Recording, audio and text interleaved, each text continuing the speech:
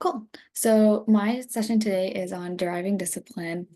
I told my sister that I was presenting on this, and she laughed because she was like, "You're the last person who should be speaking about this." And so that'll tell you a lot about where I'm coming from. But really, my goal about talking about discipline is one, talking about personally how it's been something I really struggled with, talking about ways that I found that it's become easier for me, and also talking about and getting to learn about the ways you all find how to make discipline something that's easier to achieve in your day-to-day lives. So just wanted to kind of talk through all of those things with everybody today. So to start off, I have the definition of discipline. Obviously, there's quite a few, some with more negative connotation than others, but the one that relates to what we're talking about today is this one here, which is to train oneself to do something in a controlled and habitual way. So oftentimes when we think about doing something with discipline, we are applying ourselves in a way that is repeated in something that's moving towards a singular goal. We often think about discipline when it comes to training for marathons or getting ready for like a big long-term goal that requires a lot of lead up to begin with.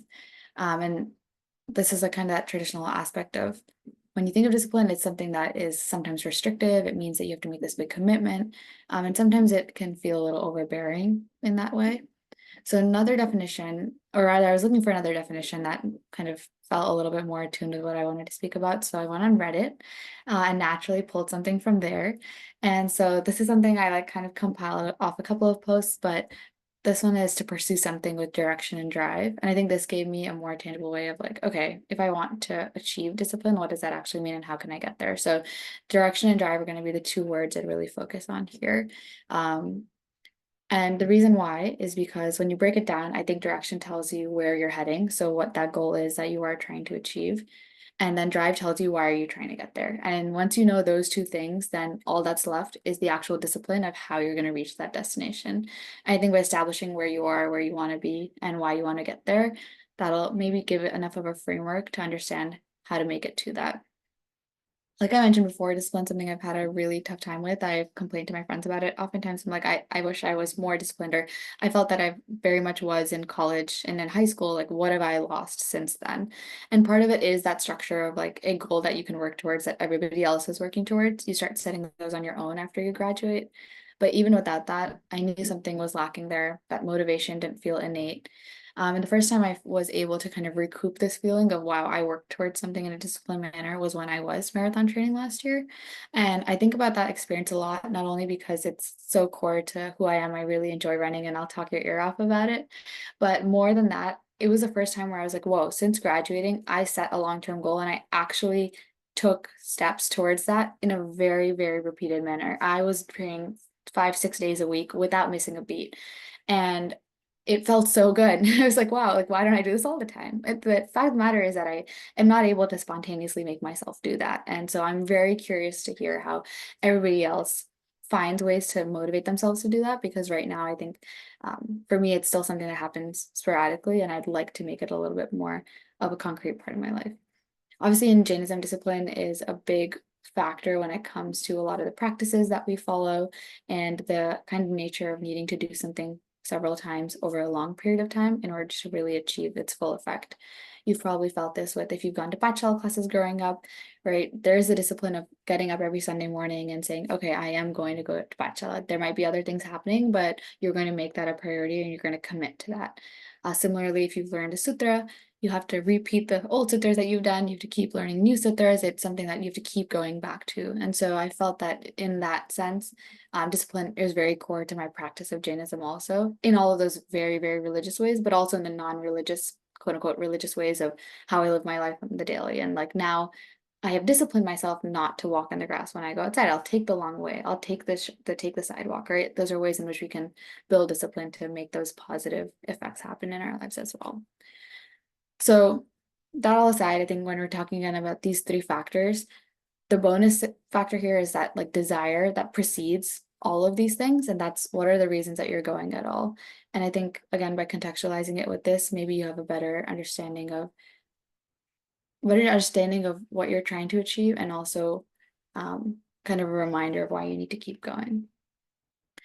So a couple of different examples that I'm going to call to in Jainism. One is of Bhagwan. I think there's a lot of stories in his life where he works at something over a long period of time. Many Tirthankars do this, but once they like get Keval Gyan, they'll go and meditate for an X number of years until they reach that next set of enlightenment. And like that is a disciplined practice they need to do. Any stories that we hear of, someone standing and not moving, even if there's a lot of distraction going on around them, there's pain and other factors going on around them, they're disciplined in their approach to that.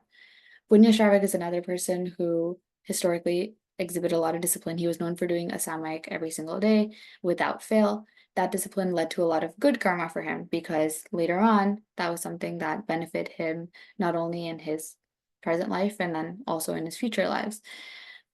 In the same way, another aspect of discipline, which maybe is not the more traditional way of thinking about it, I have Butcher Galsarik. So if you know the story with him, he was someone who was so attuned to killing, so almost disciplined in how he did it, that when he was hung upside down in a well, because King Shernik was tasked with making sure that he didn't commit any murders that day, he didn't slaughter any animals, he took the clay off the sides of the well, made little animals, and then practiced killing them even in that state. So you can discipline yourself to this point of such goodness, but at the same way you can also discipline yourself kind of in the opposite manner. And it's important to know which way you're headed. And that's why I keep like dialing on those questions of like, why are you going? Where are you going? Because that'll ultimately define what the results of that discipline practice are.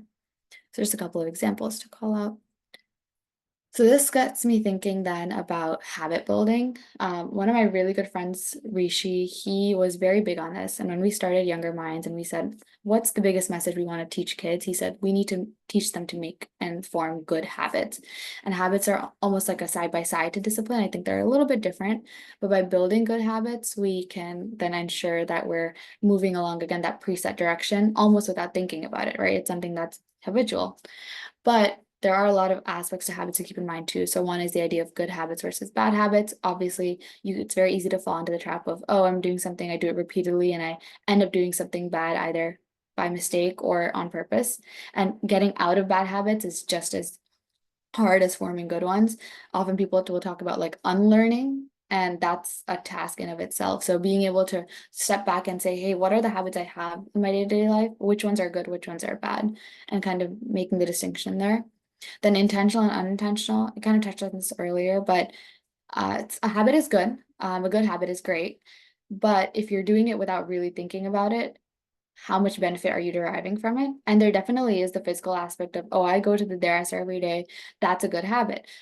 Am I really thinking about anything when I'm doing that? Or am I just going because it feels like second nature versus am I going and I'm still thinking like I show up every day because of these reasons and I'm here to kind of intentionally think about my soul or reflect on so and so. So also keeping the intention factor in. At the same time with unintentional habits, hopefully bad habits are more unintentional than not, but being able to pick up on the fact that like, oh, I didn't mean for this to happen. I fell into this trap of scrolling on my phone every single day for like an hour before I go to bed. That's an unintentionally a bad habit that I've fallen into, but I can be intentional about unlearning that and forming a good habit instead. And then finally, short-term habits versus long-term habits, and thinking of, okay, what's something I just want to build over the next year while I am living in this place or while I'm in this phase of life? And what's a long-term habit that I want to plan for because it's something I want to carry on beyond the next 10 minutes, 10 months, 10 years. Finally, the last slide here is just kind of thinking of building good habits. These are some of the tips that have worked for me. If anyone's read the book Atomic Habits, some of these are pulled from there as well. But the goal here, I think, is to make habit building and then in effect make this idea of discipline easier to access. So first, to limit distractions, I think, if you're in an environment where everything around you is preventing you from keeping up with a good habit, then it's going to be much harder to keep that habit. I know with, for instance, people who are former alcoholics or have suffered from substance abuse, they'll often be told not to go into environments where those substances are present. Why kind of challenge yourself in that way until you have built the good habit of not needing to rely on those substances anymore. Secondly is priming your environment for action and minimizing any friction that's there. This one actually I like accidentally did, and I realized like, wow, who would have thought? I was staying over with a friend and I'm reaching to like floss my teeth, and they were like, oh, you're really good about flossing your teeth. And I was like, actually, I'm not, but I some point in time decided that I need to floss my teeth more. So I moved the floss out of the cabinet into like outside where my toothbrush was. And that little of a change made it so much more accessible to me be able to jump to floss my teeth, which maybe I wouldn't have before. The same thing goes for when I used to like practice guitar. If it was in a bag and zipped up, I was less likely to play it. But if it's standing outside, I would pick it up all the time. And it's so crazy how those little changes can go such a long way. Third, focusing on how you feel after the action's done. This one's a little bit harder because I think it like taps into that visualization space, which I also personally know is like very hard to kind of really access. This one I once again will like tap back on like training. I think exercise makes me feel so good that sometimes I just have to be like, you're gonna feel great at the end of this. Like try to just like get through it now so you can get that feeling again. And I think the same thing goes for a lot of people who enjoy setting goals and achieving big things. You know that at the end you're going to feel that sense of satisfaction. So oftentimes we chase that, but really what we enjoy is like the work it takes to get there. Fourth is having an accountability partner. This has been super helpful since I've graduated. A lot of times I felt like I'm unable to do this. I tell a friend about it, and then they're willing to be like, okay, let me check in with you. Let me make sure you're getting through those things, and vice versa. So having someone looking out for you, someone to report back to. In some ways, sometimes social media is a good thing for this. And other times it's just about really texting or calling somebody. And then lastly, I just wanted to talk about like taking breaths and taking vows. This is something that's so core to kind of how I think about Jainism because I think a breath has so much power to it. We're often taught to take vows frequently, and you might wonder why. I can just do the thing without having to go about this whole kind of formalization process of it. But a breath is almost exactly that. Imagine that um, you go out and you say like, again, we're gonna jump back to the running metaphor, but you miraculously you're feeling good, you're keep going, you're like, oh, I hit 10 miles, like, oh, I hit 13 miles, like I ran a half marathon. Did you ran half marathon distance, but running a half marathon distance is different from saying I'm going to run a half marathon, signing up for it beforehand, and then finishing that goal. And the difference is that you have set your parameters prior to setting out versus after doing it. And it's very easy to after the fact be like, oh, of course I was going to do that, versus before the fact to commit to something that technically is still out in the open. The way to kind of describe it on like a Jainism lens, or with a Jainism lens rather, is like all the bad karma. This is again very kind of up there, but all the bad karma that could exist still exists unless you limit yourself. So it's like I'm vegetarian, but have I taken a vow to be vegetarian? No. So then technically all the possibilities, all that karma that could be out there, I can still attract. Versus once I set those bounds and I take the vow to be vegetarian, it actually limits how much karma my soul can grab. And like that's a very important thing when we talk about us going through that cycle and collecting karma and reducing it as well. So just something really important to keep in mind. It can be a little vow, it can be something like that. Like you would think, of course, we're vegetarian, like that's not going to change, but taking the vow does go a long way. So reaching out to someone who can give you that vow is always very helpful. And this is very similar to when you take Bachkan for if you're ever doing like an upvas or something similar doing Paryushan, make sure you take that vow up front at the beginning of the day. And that's like what'll count all the way through. So you don't have to take them for only religious things. You can also ask someone to give you a vow to do something else. But I do think it's an interesting sense of accountability with yourself. And no matter how many times I'll tell myself to do something, when I take a vow, I always get it done. When I take the red, like for some reason, it, again, formalize it. It's like signing a contract. So it really does go a long way for me. Definitely a lot of talking on my part. These are some thoughts I had that I think I've spoken to with a lot of people, so it's exciting to be able to share them with all of you. But if we have a couple minutes, I'd love to hear whether people have tips themselves for how they build discipline in their daily lives, or any struggles that you've had that you want to share that maybe someone else can provide tips on as well.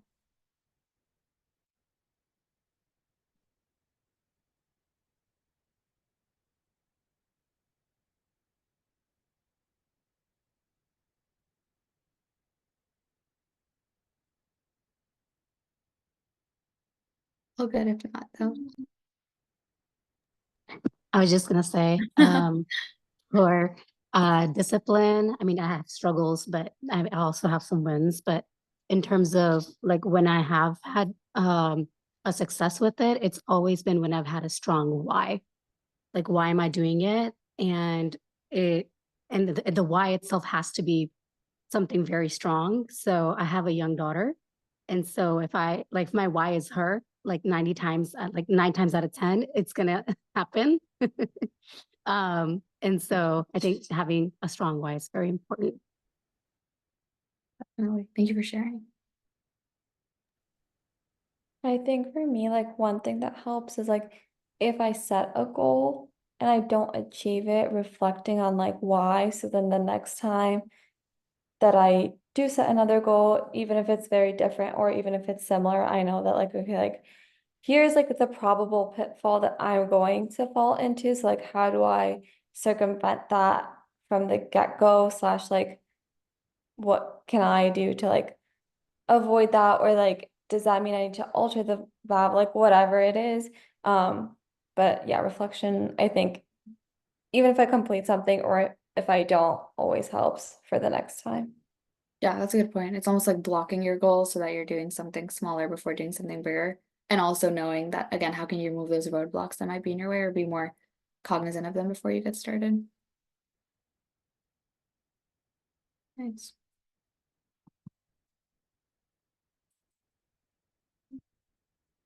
Well, that's it. Thank you very much for all of your time.